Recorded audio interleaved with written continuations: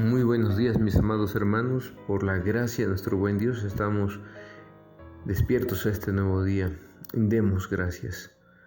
Padre bueno, damos gracias por su amor, su misericordia, porque nos ha permitido transcurrir esta semana, Señor, bajo su protección, bajo su cuidado y su amor, bajo su bendita y divina providencia, porque nos ha sustentado. Queremos rogarle, Señor, que al llegar este fin de semana podamos recordar su fidelidad en el transcurso de esta semana que estamos cerrando y que eso nos llene de esperanza y de seguridad para la semana que se abrirá y que iniciaremos bajo su mano, si así su gracia nos lo concede. Queremos, Señor, entregar en sus manos nuestras vidas, la vida de su pueblo, la vida de nuestros gobernantes. Tenga usted misericordia, Señor, y síganos guiando con amor, síganos guiando con entendimiento de su palabra. Rogamos que al meditar en su palabra seamos, Señor, iluminados con su Espíritu Divino para que esas verdades eternas se actualicen como promesas vivas y eficaces para nuestro tiempo, para la circunstancia que pase cada uno de mis hermanos. De tal manera, Señor, que su gracia sea suficiente. Al que está triste, dele alegría. Al desconsolado, Señor, abrazo, fortaleza y consuelo. A los débiles, fortaleza. Al confundido, claridad en la mente. Así, Señor, a cada uno, conforme a su multiforme gracia, Señor, derrame su bendición en los corazones, de tal manera, Padre bueno, que su palabra nunca vuelva a usted vacía, sino siempre sea prosperado, que los corazones piadosos que anhelan encontrar en su palabra respuesta, puedan hallarla, Señor, conforme usted lo ha prometido. Pues todo, Padre bueno, lo estamos rogando, lo suplicamos en el nombre de nuestro Señor y Salvador Jesucristo. Amén. Mis hermanos, seguimos meditando en la segunda carta del apóstol San Pedro, capítulo 1, voy a leer el verso 15. También yo procuraré con diligencia que después de mi partida vosotros podáis en todo momento tener memoria de estas cosas. El apóstol San Pedro dice que se esforzará en que en todo tiempo, aún después de su partida, se puedan recordar estas cosas. Y se refiere a las enseñanzas que él está dejando, las cuales están basadas, como hemos visto, en lo que él mismo, como testigo audible y ocular, pudo constatar en la persona de nuestro Señor Jesucristo. El comienzo de la salvación, la elección y la vocación no son dones en los que podamos descansar. Exigen la obediencia del creyente hasta llegar a la meta. El hecho de que hayamos sido elegidos para la salvación y hayamos recibido una vocación cristiana no quiere decir que eso ya sea suficiente o sea todo.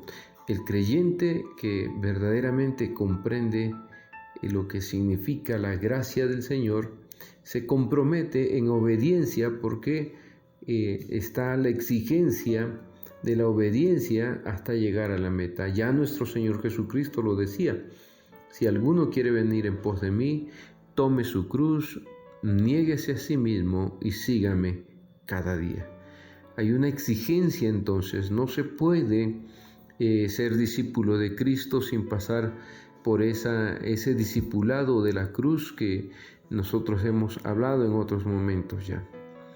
Al apóstol San Pedro no le basta haber predicado una vez el mensaje de la salvación. Incluso cuando la predicación ha seguido la fe, la conversión y el bautismo, queda en él el anhelo constante de mantener vivo el recuerdo de los hechos salvadores. La imagen del pastor de almas que se esfuerza es conmovedora. Su esfuerzo perdura por encima de la muerte. El celo de tal pastor de almas ¿no debe ser acaso también un estímulo para aquel por quien se esfuerza? ¿Cómo quiere San Pedro mantener vivo el recuerdo? ¿Qué quiere dejar detrás de sí para que aún después de su muerte el recuerdo permanezca vivo en los fieles? Aquí podemos notar que el apóstol San Pedro piensa ante todo en la carta que leemos, en la que nos deja un testamento de su celo y del celo de salvación para todos los hombres. Al leer esta carta nosotros nos damos cuenta de esa pasión, de ese amor del apóstol San Pedro. Y no es para menos, puesto que en San Juan capítulo 21, cuando Jesús tiene ese encuentro con Pedro, aquel Pedro que había negado a su Señor, aquel Pedro que se había vuelto a regresar a la mar con sus amigos a pescar, recibe en las 3 ocasiones que el Señor le pregunta: Pedro, ¿me amas?, recibe la encomienda: apacienta mis ovejas. Apacienta mis ovejas.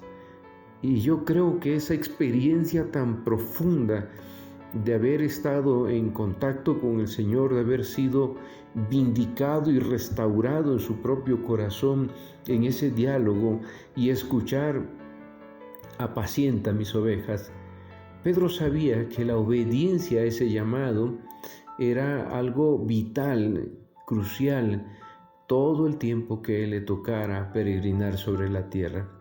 Ahora Pedro se encuentra cerca de la muerte, pero él no quiere partir sin antes dejarnos claro una enseñanza la cual él pide que aún después de su muerte no sea olvidada.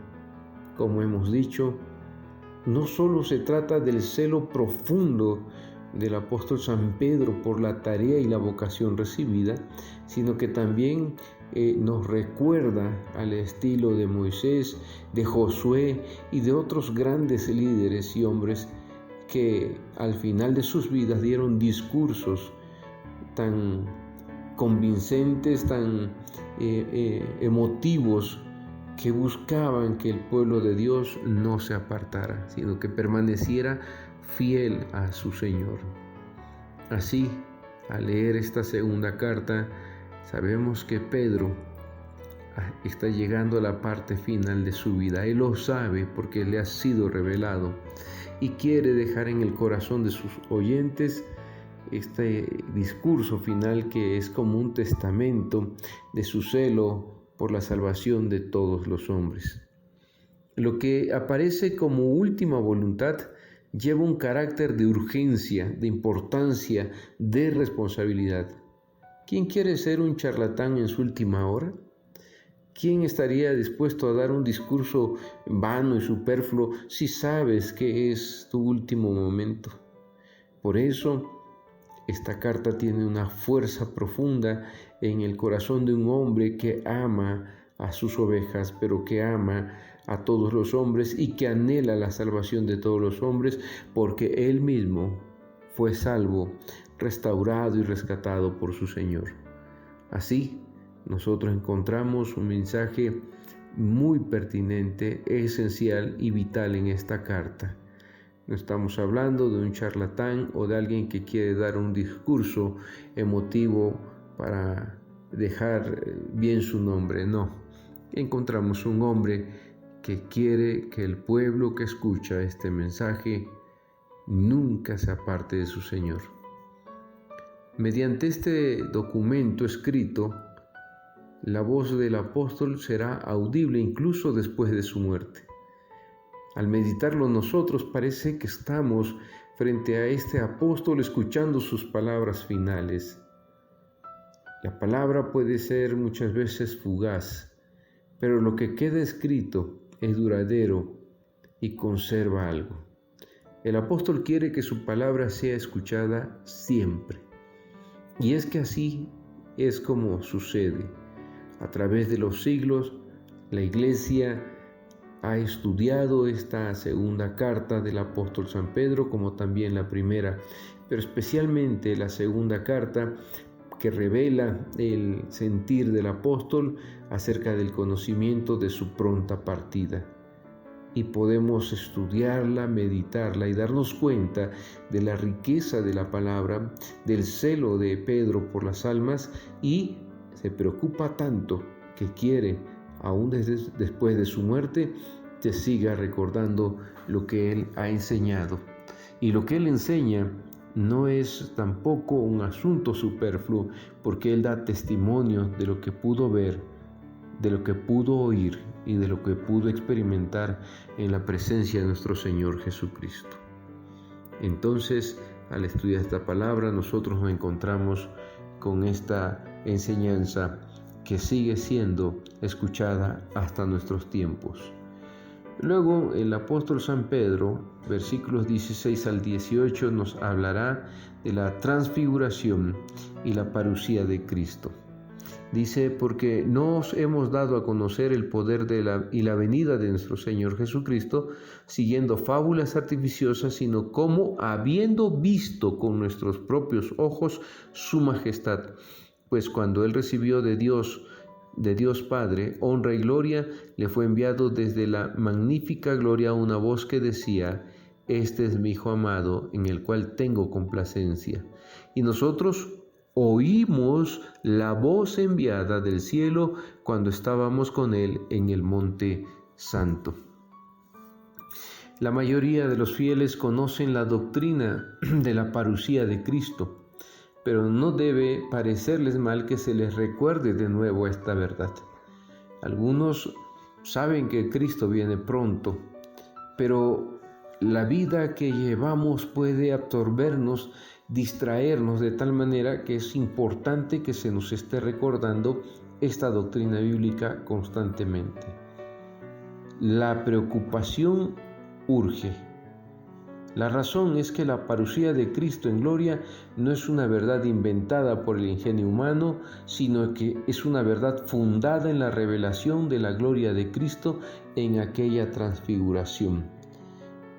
Y nadie más, nadie menos que el apóstol San Pedro para hablar de ella, porque él estuvo presente en la transfiguración. Él pudo ver la gloria de Dios, experimentar la gloria de Dios.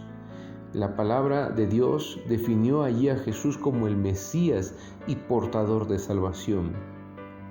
Recuerden ustedes que dice el texto, que una voz magnífica de esa gloria que estaba en aquel lugar se escuchó tan claro que dijo, este es mi Hijo amado en quien tengo complacencia.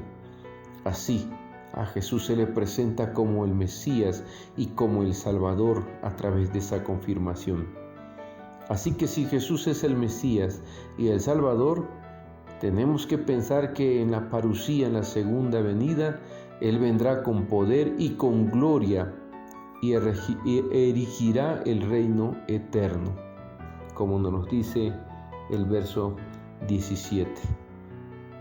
El fundamento que garantiza nuestro Señor está en el verso 16.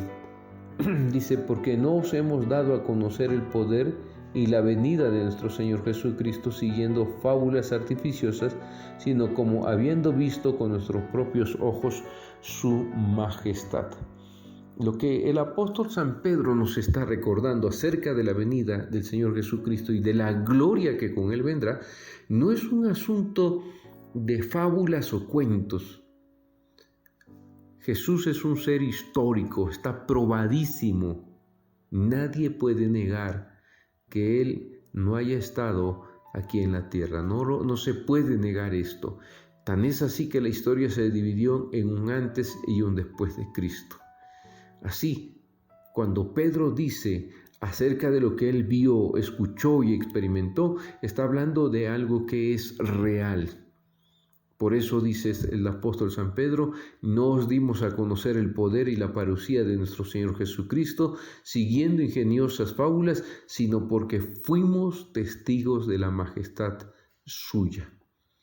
Una cosa es escuchar que otros digan, y otra cosa es haber sido testigo, haber estado presente.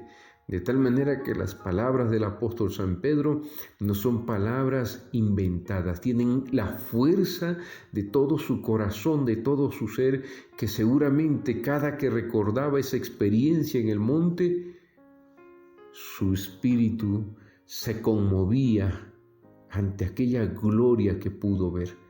Es así que el apóstol San Pedro habla de la gloria que también vendrá en la segunda venida.